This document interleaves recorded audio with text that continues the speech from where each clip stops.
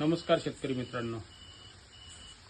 हो, आपण प्रत्येक वेळेस दोष हा सरकारवर देतो.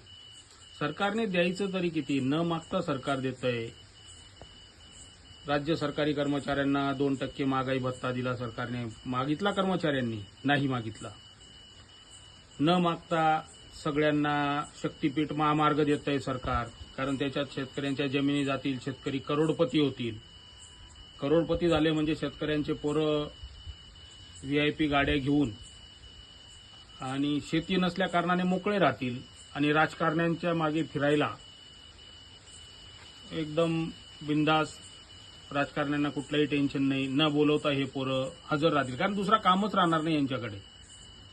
म्हणून न मागता जर सरकार एवढं देतंय, शेतकऱ्याने मागून मागून गव्हाला भाव दे, कांद्याला भाव दे, मक्याला भाव दे, कुठे कुठे बिचाऱ्या सरकारने लक्ष ठेवायचं? त्यालाही काही मर्यादा आहेत. शेतकऱ्यांना भरपूर देतंय. किसान सन्मान निधी म्हणून 2,000 रुपये महिन्याला देतंय.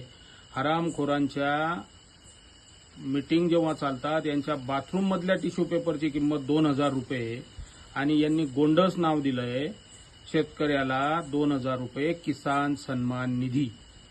कमीत कमी ह्या गोष्टी जर शेतकऱ्यांनी कळून घेतल्या पाहिजे आणि संघटित होऊन, एकजूट होऊन शेतकऱ्यांनी जर लढा दिला तर मी सांगतो सरकार हादरल्याशिवाय राहणार नाही.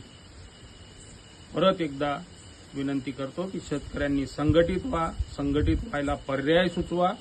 ते पर्याय सर्वानुमते घेऊन आणि आपण शेतकरी मित्र हो, संघटित होऊया आणि याच्यातून काहीतरी आपलं भलं होईल.